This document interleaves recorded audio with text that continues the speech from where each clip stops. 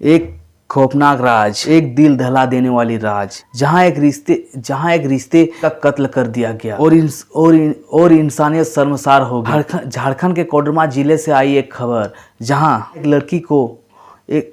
एक लड़की को अपने ही घर वाले ने मौत के घाट उतार दिया। आखिर ऐसा क्यों किया, चलिए जानते हैं विस्तार से। कैसे एक मासूम सी लड़की की सपनों को उसके ही घर वाले ने चकनाचूर कर दिया। यह सिर्फ एक हत्या की कहानी नहीं है, ये कहानी है खूनी रिश्तों की, मायाजाल की। जानकर रूह कांप जाएगी। ये कहानी है झूठे सम्मान की, क्रूरता की, एक ऐसी हकीकत की जो सोचने पर मजबूर कर देगी। और क्या किसी की जिंदगी की इतनी सी कीमत है? तो चलिए इस घटनाक्रम को विस्तार से जानते हैं। और आप लोग से वही छोटा सा एक रिक्वेस्ट है, चैनल पे अगर नए आए हैं तो चैनल को सब्सक्राइब कर दीजिए, साथ ही साथ वीडियो को लाइक कर दीजिए एवं वीडियो को शेयर भी कर दीजिए, ताकि मेरा हौसला बढ़ते रहे और आप लोगों के लिए ऐसे ही लगातार क्राइम स्टोरी वीडियो लाते रहूँ। तो चलिए वीडियो को स्टार्ट करते हैं। तो दोस्तों, ये घटनाक्रम झारखंड के कोडरमा जिले के मरकोचो गांव का है। तो वहाँ पे एक परिवार रहते थे। अपना परिवार में उसके 2 बेटे थे, एक बेटी थी और उसके माता पिता थे। तभी एक दिन ऐसा घटना घटित हो जाता कि जिसको जानकर आप लोग तो हैरान परेशान हो ही जाएंगे, साथ ही साथ सोचने पर मजबूर भी हो जाएंगे। तो होता क्या है कि जैसे वो लड़की होती है, जो एक लड़की होती है जो 12वीं का एग्ज़ाम देने वाली होती है, 12वीं बोर्ड का। और ये घटनाक्रम है दोस्तों, ये घटनाक्रम है 2 फरवरी की।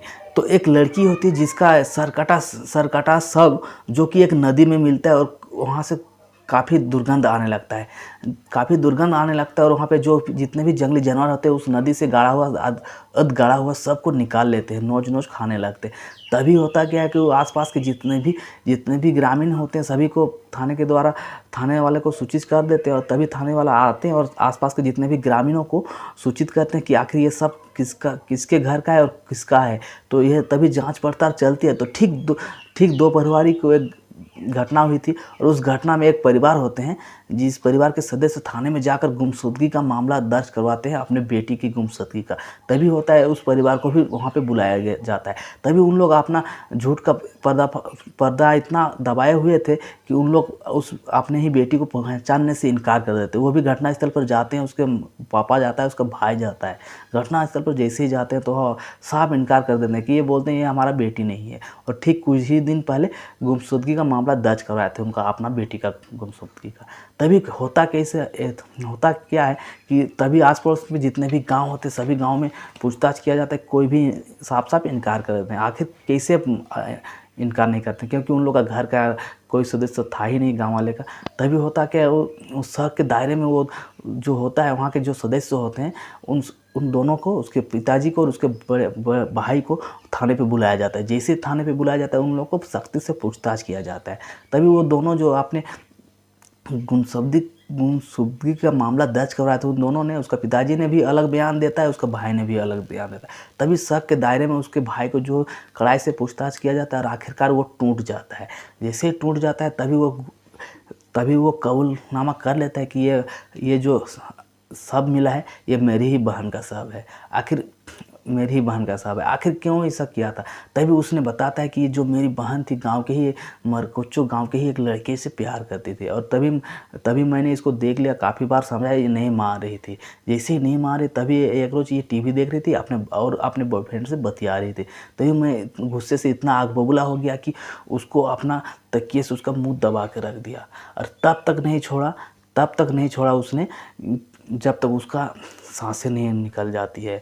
और एक बहन जिस भाई के ऊपर कभी अपने राखियां बांधती थी, एक बहन जो कभी अपने भाई के ऊपर पूरा भरोसा करते थे कि अब मेरा कुछ भी होगा तो वो रक्षा करेगा। आखिर ऐसे ही भाई ने इस बेमासूम लड़की को निर्मम तरीके से हत्या कर दिया और तब तक दबाए रखा तकिए से मुँह जब तक उसका जान नहीं निकल जाता है।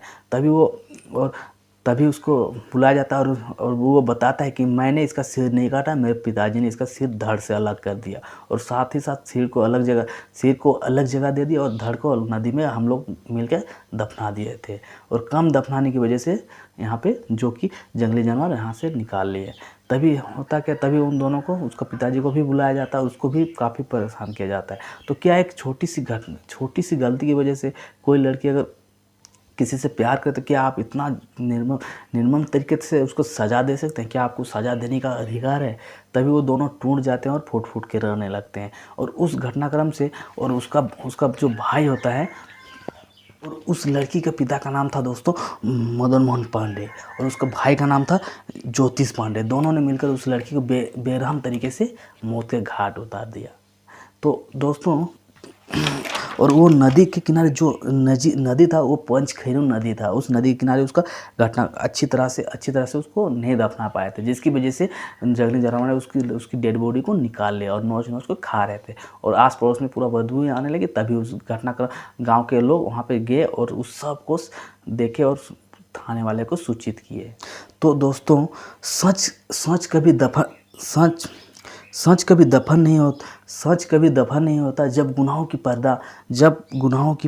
गुनाहों की चिंगारी उठती है तो हर एक झूठ जलकर राख हो जाती है। तो चलिए इस घटनाक्रम को विस्तार से आप लोग को जानते। यह घटना कोडरमा जिले। तो दोस्तों, ये घटनाक्रम आप लोग को सुनाने का उद्देश्य मेरा ये नहीं है कि आप लोग हैरान हो, परेशान हो, बल्कि सुनाने का उद्देश्य यही है कि आप लोग सावधान रहें, सतर्क रहें, और ऐसे ही निर्मम तरीके से घटनाओं से बचे और स्वस्थ रहे, मस्त रहे। तो चलिए दोस्तों, ऐसे ही वीडियो को साथ आप लोग एक छोटा सा रिक्वेस्ट है, जब आप लोग इतने दूर आ ही गए हैं तो चैनल को छोटा सा सब्सक्राइब भी कर लीजिए, और साथ ही साथ एक प्यारा सा कमेंट भी कर लीजिए, ताकि मुझे पता चले कि आप लोग कहाँ से देख रहे हैं। तो चलिए दोस्तों, तब तक के लिए बाय बाय, जय हिंद।